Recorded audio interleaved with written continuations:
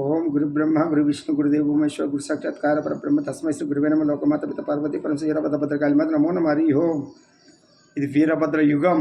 వీరభద్ర యుగంలో ధర్మమే ధర్మం ఉంటుందన్న.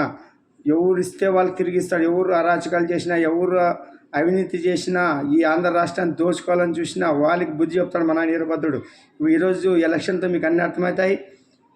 నిజాయితీతో ధర్మమైన ప్రభుత్వం ఏర్పడుతుంది. పోలవరం అమరావతి మన టార్గెట్. నెక్స్ట్ భావి తరానికి ఉద్యోగాల అవకాశాలు కల్పించి మనమే ఉద్యోగాలు ఇచ్చేవాళ్ళు అవుతాము. ఇప్పుడు ఆంధ్రప్రదేశ్ని అప్పల రాష్ట్రం చేసినారు కదా, ఆ ఖజానా ఎక్కడికి పోదు. మన ఆయన వీరభద్రుడు తెచ్చి ఖజానాలో వేస్తాడు.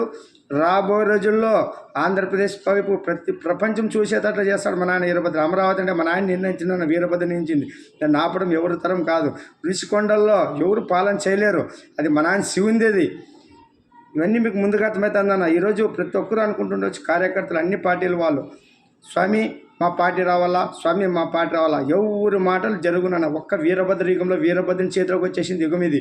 ఎందుకంటే మనం గతంలో జై శ్రీరామ్ అంటే ఆంజనేయ స్వామి పడిపోవడము, స్వామి అయ్యప్ప స్వామి అంటే అయ్యప్ప స్వామి వరం ఇవ్వడము, ఓం నమ శివ అంటే శివుడు వరం ఇవ్వడము, ఇవన్నీ మనం బాగా నేర్చుకునేసాం. ఆటలు సాగువు. ధర్మం ఎక్కడుంటే అక్కడ దేవుడు మనకి వరం ఇస్తానని. ఇప్పుడు మీరు యేసుప్రభు రూపంలో కొలుచుకుంటారు, అల్లా రూపంలో కొలుచుకుంటారు, ఏ రూపాల్లో కొలుచుకున్నా వీరభద్ర చేతిలో వచ్చేసింది. కాబట్టి కరోనాతో మొదలుపెట్టినాడు. ఈ ప్రపంచానికి హెచ్చరిక చేసినాడు.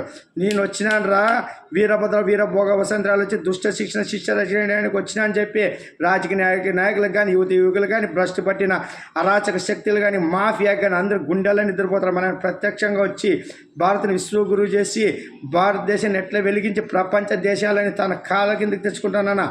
మా నాన్న వీరభద్ర వీరభోగ వసంతరాలతో సాధ్యమవుతుందన్న. మోడీలతోనో యోగిలతోనో కాదు, మన ఆయన నడిపిస్తున్నాడు. ఇప్పుడు ప్రస్తుతానికి మన ఆయన వచ్చేంత టైం పట్టింది కాబట్టి ఇన్ని రోజులు వీళ్ళతో నడిపించినాడు. ఇప్పుడు రాబోయే రోజుల్లో వీళ్ళతో ప్రమాణ స్వీకారాలు చేయించినాక మన ఆయన ఏ విధంగా మనకి ప్రత్యక్షంగా వచ్చి చూపిస్తాడో అన్నీ ఆసక్తికరంగా గమనించండి. ఇది వీరభద్రుని ఛానల్లో స్వామి వీరభద్రుని ఆజ్ఞాన వీరభద్ర ఆజ్ఞతని ఈ మాటలు చెప్తున్నాను. ఏదో మనము ఎక్కువ ఏది చెప్పేంత ఓపిక కానీ ఆలోచన కానీ ఉండదు. ఇది ధర్మమైన మాటలు, జరిగేది మాటలు ఉంటానన్న. ఎవరికేం ముదురు కొట్టడం, ఎవరిని సపోర్ట్ చేయడం ఉండదు. ధర్మం కర్మ సిద్ధాంతం నడుస్తుంది. నువ్వేమిస్తే అది వెంటనే తిరిగిస్తుంది. తెలుసు చూపిస్తున్నాడు కదా మన ఆయన ఆల్రెడీ. ఎట్లయితే ఒక్కరికి ఏ విధంగా రోగాలు, దరిద్రాలు, సమస్యలు, యాక్సిడెంట్లు, హార్ట్ అటాక్లు, హార్ట్ సర్జరీలు, కిడ్నీ జబ్బు, కాలు నొప్పికి ఇవన్నీ కర్మ సిద్ధాంతాల ప్రకారం వస్తారు రోగాలు. ఇవన్నీ మీరు చేసుకున్న పాపాల్లో మీరు పడుతున్నారు. అప్పుడు ఎక్కడో పైన పోయినాక జరుగుతుంది. ఇప్పుడు ఈడే భూమి మీద చూపిస్తాడు మన ఆయన. ఎందుకంటే వీరభద్ర స్టైలే వేరే ఉంటుందన్న. ఒక్కసారి కరోనాతో భయపెట్టాడు. దగ్గు జ్వరం పడిచిమన్నాం. కరోనాకి హెచ్చరికలు మళ్ళీ ఈరోజు అన్నీ ఉన్నాయి. కానీ ఎందుకు మాట్లాడలేకపోతున్నాం అంటే మన బుర్రల్ని అట్లా వేడెక్కించాడు మన ఆయన. అంటే మన ఆయన అనుకుంటే ప్రపంచానంతా గడగడలాడించి ఎవరికి వారు లాక్డౌన్లు వేసుకొని ప్రపంచాలని వణికిపోయినాయి. ఒక్కసారి చావు అంటే ఎట్లుంటుంది. ఆ కులాలు, మతాలు ఇవన్నీ క్యాష్ ఫీలింగ్స్ ఏముండవురా. చావు అంటే పైనుంచి మనిషి వచ్చినాడు. వాడు చేసే కర్మ సిద్ధాంతం ప్రకారం జీవితం ఉంటుంది. నువ్వు మంచి ఇస్తావా మంచి ఇస్తాడు. అధర్మం పట్టుకుంటే నాశనం చేస్తాడు మన ఆయన వీరభద్రుడు. ఏమనుకున్నారా, రాబోయే రోజుల్లో అన్ని ధర్మమైన రోజులు వస్తాయి. వర్షాలు కూడా తొందరగా వచ్చినాయి మన ఆయన ఆజ్ఞత. ఈ సంవత్సరం పంటలు గింటలు అన్నీ బాగా పండుతాయి. కానీ ధర్మాత్ములు మాత్రమే దానివల్ల సుఖం పొందుతారు. అధర్మాత్ములు రోగాలు, దరిద్రం, సమస్యలతో నాశనం అయిపోతారు. తస్మాత్ జాగ్రత్త. ఇప్పటికైనా మూర్ఖులు ఉంటే మార్చుకోండి, జీవితాలు ఎలుగుతాయి. ఇంకా ధర్మాన్ని పట్టుకుంటే నాశనం అయిపోతారు. ధర్మం పట్టుకున్న రాముని ఇప్పుడు వానరులు పట్టుకొని ఈరోజు చరిత్రలో నిలిచిపోయినారు. అధర్మాన్ని పట్టుకున్న వాళ్ళు రాక్షసులు అధర్మం పాలైపోయినారు. అంటే మనం ఆలోచించాలి. ధర్మం అధర్మం అంటే ఏమి?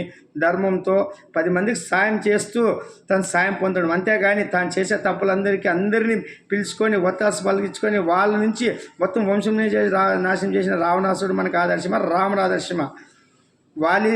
వాళ్ళని చంపడం కూడా ధర్మం కోసమే చంపినాడు. ఎందుకంటే ఆయన ఎంత విర్రవీగుతుండే అధర్మ యుద్ధం, ఒక శక్తి తీసుకొని యుద్ధం చేయడం అది వీరత్వం కాదు. అది ఆయనకు బుద్ధి చెప్పినాడు. తర్వాత సుగ్రీవునికి సాయం చేసి మెప్పు పొందినాడు. ఆయన ధర్మయుద్ధం చేసేటప్పుడు వానరులు ఏ ఆయుధాలతో చేసిన రాళ్ళతోనో వాటితోనో రాముడి బాణాలతోనే ఒకటే. కానీ రావణాసురుడు అధర్మంతోన పెద్ద పెద్ద సైన్యము, మాయావి అన్నిటిని కూడా ధర్మంతో ఎదిరించి ఎట్లా విజయం సాధించినాడో రాముడు ధర్మాన్ని చూపించినాడు. ఇది మన ఆయన చూపించేది. ఇప్పుడు ఏమన్నా అందుకే ధర్మం అధర్మం ఎప్పుడు పెట్టిపోతుంటుందో అప్పుడు మన ఆయన వచ్చి ఇప్పుడు మొదలుపెట్టినాడు. ఇప్పుడు కలియుగంలో చాలా విర్రవీగుతున్నాం కదా. లివింగ్ రిలేషన్స్, అక్రమ సంబంధాలు, విచ్చిలిపెడితనము, తోపులు, తురుములు, సింగాలు, పులులు అన్నీ ఎక్కువైపోయినాయి. ఇప్పుడు వీరభద్రుడు వచ్చినాడు కదా, సింబాల్ పుల్లు వస్తారు రండి సీలుస్తాడు మన ఆయన వీరభద్రుడు. తస్మాత్ జాగ్రత్త. అందరూ ఒళ్ళు దగ్గర పెట్టుకొని మనం భూమి మీద బతికి వచ్చిన శరీరంతో ఆ శరీరంతో కర్మ తెంచుకోవాలి. కానీ కొత్తవి చేసి ఇట్లా ఉంటామంటే భూమి మీద నూకులుండు మన ఆయన చేతిలో. తస్మజాగ్రత్త. వీరభద్రుడు మంచోళ్ళకి మంచోడు, దుష్టులకు వీరభద్రుడు నాన్న కొలిచే వాళ్ళే కొంగు బంగారు వీరభద్ర ఉరుకుందిన స్వామి. తర్వాత ఈరోజు ఎలక్షన్ రిజల్ట్ ధర్మమైన పార్టీతోనే విజయం వస్తుంది. మనకి పోలవరం, అమరావతి అన్నీ సాధ్యమేనన్న, అన్నీ ఏం దాంట్లో సందేహం అవసరం లే. ఇది మన ఆయన ఆజ్ఞ, మన ఆయన నిర్ణయించింది అమరావతి.